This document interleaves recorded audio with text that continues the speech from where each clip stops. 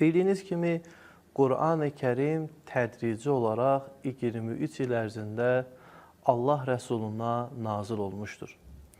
Buna görə də Qur'an-ı Kərimin təfsirində əsasən iki mənbədən, üslubdan daha çox istifadə edirlər. Bunlara səbəb-i nüzul və ikincisini isə şən nüzul deyirlər. Yəni, hər hansı bir ayəni təhlil edərkən, təfsir edərkən, adətən müfəssirlər, Qur'an təfsirçiləri ayə barəsində nazil olan şən nüzula və yaxud səbəb-i nüzula müraciət edirlər.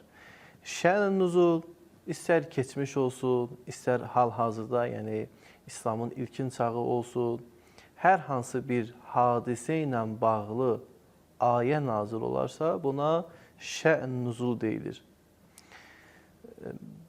Məsələn, bir çox ayələr hər hansı bir tarixi hadisənin, hər hansı bir sualın və s. qarşılığı olaraq nazil olmuşdur. Bunun qarşılığında isə səbəb-i nüzul dayanır.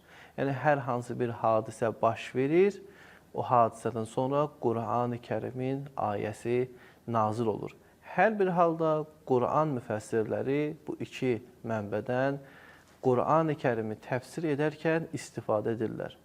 Biz İslam dünyasına baxdıqda görürük ki, bir çox kitablar bu formada yazılıb. Yəni, ayənin istər təfsiri, istər təhlili cəhətdən bu iki mənbəyə müraciət olunur. Həm şən nüzula, həm də səbəb-i nüzula.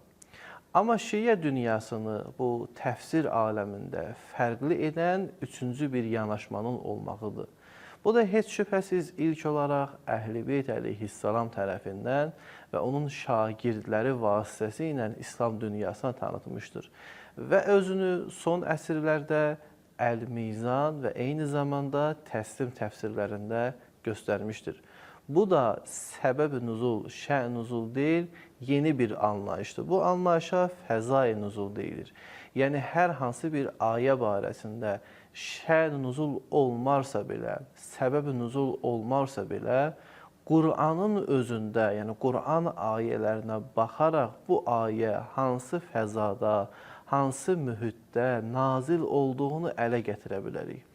Burada diqqət olunması məsələ bundan ibarətdir ki, bəzi şən nüzullar və yaxud səbəb-i nüzullar bildiyiniz kimi müxtəlifdir. Yəni, bir ayə barəsində bəzən 4, 5, daha çox, daha az səbəb-i nüzul və yaxud şən nüzul bildirilmişdir hədis yönlü təfsir kitablarında. Belə olan halda, yəni bir ayə necə olur ki, müxtəlif formalarda, müxtəlif cəhətlərdə nazil olsun?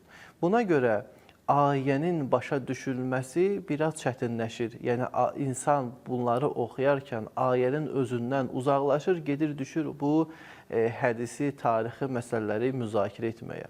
Amma Əhl-i Beyt və Əhl-i Beyt şagirdlərinin təqdim etdiyi metod bundan ibarətdir ki, sən ilk növbədə ayənin özünə hakim olan fəzanı ələ gətirməlisən ki, bu ayə ümumən nədən danışır, hansı məsələdən burada söz açılır.